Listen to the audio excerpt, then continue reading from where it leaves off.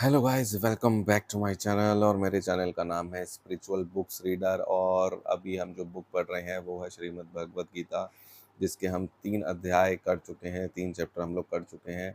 Fourth chapter हम आज करेंगे, तो आप लोग सुनिए कि आज फोर्थ चैप्टर में क्या लिखा है। और बाकी जो 3 चैनल है उसको प्लीज़ सुनिएगा, आपको समझ में आएगा क्या होता है क्या नहीं होता। बहुत सारे लोगों ने तो पढ़ी भी नहीं है, तो इस बहाने वो सुन लेंगे, और सब हिंदी में है। चलिए स्टार्ट करते हैं फोर्थ।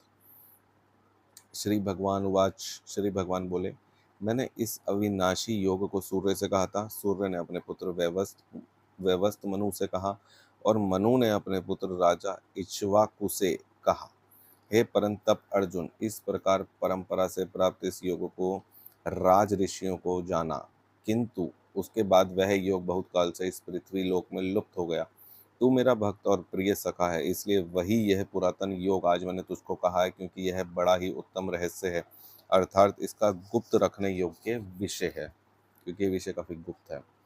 अर्जुन बोलते हैं, आपका जन्म तो अवर्चिन अभी हाल का है, और सूर्य का जन्म बहुत पुराना है, अर्थात कल्प के आदि में हो चुका था। तब मैं इस बात को कैसे समझूं कि आप ही ने कल्प के आदि में सूर्य से यह योग कहा होगा।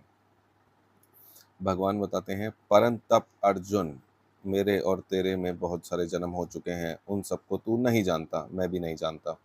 मैं अजन्मा और अविनाशी स्वरूप होते हुए भी, तथा समस्त प्राणियों के ईश्वर होते हुए भी, सभी प्रकृतियों का अधीन करके अपनी योग माया से प्रकट होता हूँ। हे भारत, जब जब धर्म की हानि और अधर्म की वृद्धि होती है, तब तब ही मैं रूप को रचता हूँ, अर्थात साकार रूप से लोगों के सम्मुख प्रकट हो जाता हूँ। साधु पुरुषों के द्वारा उद्धार करने के लिए, पाप कर्म करने वालों के विनाश करने के लिए, और धर्म की अच्छी तरह से स्थापना करने के लिए मैं युग युग में आता हूँ। हे अर्जुन, मेरे जन्म और कर्म दिव्य अर्थात निर्मल और अलौकिक हैं। इस प्रकार जो मनुष्य तत्व से जान लेता है, वह शरीर का त्याग कर फिर जन्म को प्राप्त नहीं होता, किंतु मुझे ही प्राप्त होता है। पहले भी जिनके राग भय क्रोध सर्वथा नष्ट हो गए थे, और जो मुझ में अनन्य प्रेम पूर्वक स्थित रहते थे, ऐसे मेरे आश्रित रहने वाले बहुत से भक्त उपयुक्त ज्ञान रूप तप से पवित्र होकर मेरे स्वरूप को प्राप्त हो चुके हैं। हे अर्जुन, जो भक्त मुझे जिस प्रकार भजते हैं, मैं भी उनको वैसे ही भजता हूँ, क्योंकि सभी मनुष्य सब प्रकार के मेरे ही मार्ग का अनुसरण करते हैं। इस मनुष्य लोक में कर्मों के फल चाहने वाले लोग देवताओं का पूजन करते हैं, क्योंकि उनको कर्म से उत्पन्न होने वाली सिद्धि शीघ्र मिलती है। ब्राह्मण, क्षत्रिय, वैश्य और शूद्र, इन 4 वर्णों का समूह गुण और कर्मों के विभाग पूर्वक मेरे द्वारा रचा गया है। इस प्रकार उस सृष्टि रचना आदि कर्म का कर्ता होने पर भी मुझ अविनाशी परमेश्वर को तू वास्तव में अकर्ता ही जान। कर्मों के फल में मेरी स्पृहा नहीं है, इसलिए मुझे कर्म लिप्त नहीं करते। इस प्रकार जो मुझे तत्व से जान लेता है, वह भी कर्मों से नहीं बंधता। पूर्व काल में ममुषुओं ने भी इस प्रकार जानकर ही कर्म किए, इसलिए तू पूर्व जन्मों द्वारा सदा से किए जाने वाले कर्मों को ही कर। कर्म क्या है और अकर्म क्या है, इस प्रकार इसका निर्णय करने में बुद्धिमान पुरुष भी मोहित हो जाता है। इसलिए वह कर्म तत्व मैं तुझे भली भांति समझाकर कहूँगा, जिसे जानकर तू अशुभ से अर्थात कर्म बंधन से मुक्त हो जाएगा। कर्म का स्वरूप भी जानना चाहिए, और अकर्म का स्वरूप भी जानना है, और विकर्म स्वरूप भी जानना चाहिए, क्योंकि कर्म की गति बहुत गहन है।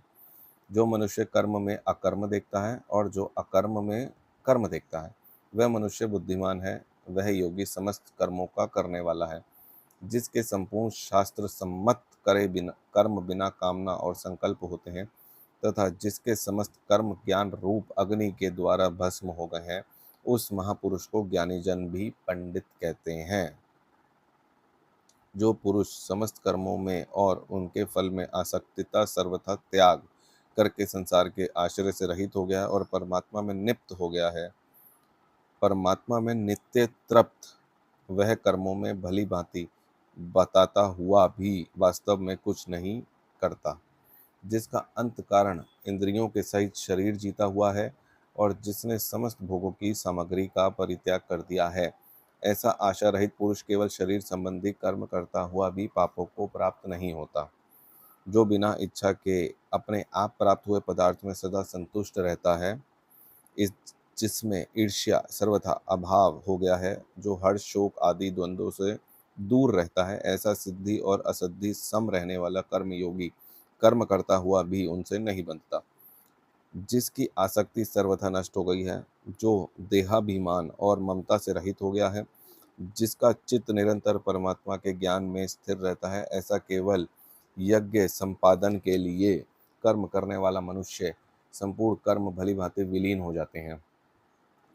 जिस यज्ञ में अर्पण अथवा स्त्रुवा आदि भी ब्रह्मा है और हवन किए जाने योग्य द्रव्य भी ब्रह्मा है तथा ब्रह्म रूप कर्ता के द्वारा ब्रह्म रूप अग्नि में आहुति देना क्रिया भी ब्रह्म है, उस ब्रह्मा कर्म में स्थित रहने वाले योगी द्वारा प्राप्त किए जाने वाले योग्य फल भी ब्रह्म ही है। दूसरे योगी जन देवताओं के पूजन रूप यज्ञ का भली भांति अनुष्ठान किया करते हैं और अन्य योगी जन परा ब्रह्म परमात्मा रूप अग्निदेव अभेद्य दर्शन रूप यज्ञ के द्वारा ही आत्म रूप यज्ञ का हवन किया करते हैं। अन्य योगी जन श्रोत्र आदि समस्त इंद्रियों का संयम रूप अग्नियों में हवन किया करते हैं और दूसरे योगी लोग शब्द आदि समस्त विषयों का इंद्रिय रूप योगियों में हवन किया करते हैं। दूसरे योगी जन इंद्रियों की संपूर्ण क्रियाओं को और प्राणियों की समस्त क्रियाओं को ज्ञान से प्रकाशित आत्म संयम रोग अग्नि में हवन किया करते हैं। कई पुरुष द्रव्य संबंधी यज्ञ करने वाले हैं, कितने ही तपस्या स्वरूप यज्ञ करने वाले हैं तथा दूसरे कितने ही योग रूप यज्ञ करने वाले हैं। कितने ही अहिंसादित तीक्ष्ण व्रतों से युक्त यतनशील पुरुष स्वाध्याय रूप ज्ञान यज्ञ करने वाले हैं। दूसरे कितने ही योगी जन अपान वायु में प्राण वायु का हवन करते हैं, वैसे ही अन्य योगी जन प्राण वायु में अपान वायु का हवन करते हैं तथा अन्य कितने ही नियमित आहार करने वाले प्राणायाम परायण पुरुष प्राण और अपान की गति को रोककर प्राणों को प्राणों में ही हवन किया करते हैं। यह सभी साधक यज्ञों द्वारा पापों का नाश कर देने वाले और यज्ञों को जानने वाले हैं। हे कुरुश्रेष्ठ अर्जुन, यज्ञ से बचे हुए अमृत का अनुभव करने वाले योगी जन सनातन पर ब्रह्म परमात्मा को प्राप्त होते हैं और यज्ञ ना करने वाले पुरुष के लिए तो मैं ये मनुष्य लोग भी सुखदाय नहीं है, फिर परलोक कैसे सुखदाय हो सकता है। इसी प्रकार भी बहुत तरह के यज्ञ वेद की वाणी में विस्तार से कहे गए, उन सबको तू मन इंद्रिय और शरीर की क्रिया द्वारा संपन्न होने वाला जान। इस प्रकार तत्व से जानकर उनके अनुष्ठान द्वारा तू कर्म बंधन से सर्वथा मुक्त हो जाएगा। हे परंतप अर्जुन, द्रव्यमय यज्ञ की अपेक्षा ज्ञान यज्ञ अत्यंत श्रेष्ठ है तथा यवान मात्र संपूर्ण कर्म ज्ञान में समाप्त हो जाते हैं। उस ज्ञान को तू तत्वदर्शी ज्ञानियों के पास जाकर समझ, उनको भली भांति दंडवत प्रणाम करने से ही, उनकी सेवा करने से ही, कपट छोड़कर सरलता पूर्वक प्रश्न करने से वे परमात्मा तत्व को भली भांति जानने वाली ज्ञानी महात्मा तुझे उस तत्व ज्ञान का उपदेश करेंगे, जिसको जानकर फिर तू इस प्रकार मोह को नहीं प्राप्त होगा। तथा हे अर्जुन, जिस ज्ञान के द्वारा तू संपूर्ण भूतों को निशेष भाव से पहले अपने में और पीछे मुझे सच्चिदानंद परमात्मा में देखेगा, यदि तू अन्य सब पापियों में भी अधिक पाप करने वाला है तो भी तू ज्ञान रूप नौका द्वारा निसंदेह संपूर्ण पाप समुद्र से भली भांति तर जाएगा। क्योंकि हे अर्जुन, जैसा प्रज्वलित अग्नि ईंधनों भस्ममय कर देता है, वैसे ही ज्ञान रूप अग्नि संपूर्ण कर्मों को भस्ममय कर देता है। इस संसार में ज्ञान के समान पवित्र करने वाला निसंदेह कुछ भी नहीं है। उस ज्ञान को कितने ही काल से कर्म योग के द्वारा शुद्धांतकरण हुआ मनुष्य अपने आप ही आत्मा को पा लेता है। जितेंद्रियां साधन परायण और श्रद्धावान मनुष्य ज्ञान को प्राप्त होता है तथा ज्ञान को प्राप्त होकर वह बिना विलंब के तत्काल ही भगवत प्राप्ति रूप परम शांति को प्राप्त हो जाता है।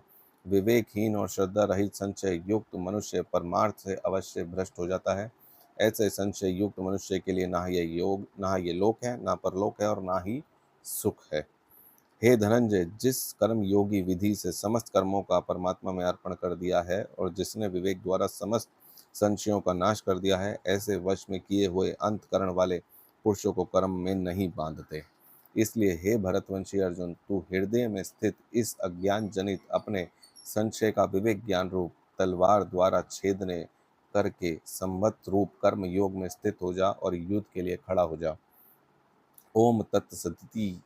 श्रीमद् भगवद गीता सुपनिषत्सु ब्रह्म विद्यायाम योग शास्त्रे श्री कृष्ण अर्जुन संवाद ज्ञान कर्म संन्यास योगो नाम चतुर्थो अध्याय। तो ये जो 4th चैप्टर का मैं आपको ओवरव्यू देता हूँ, इसमें जितना है जो श्री कृष्ण और अर्जुन जी का संवाद है, बात हो रही है, इसमें सिर्फ ज्ञान, कर्म, संन्यास और योग है। इसमें सारे योग और ज्ञान और कर्म हैं।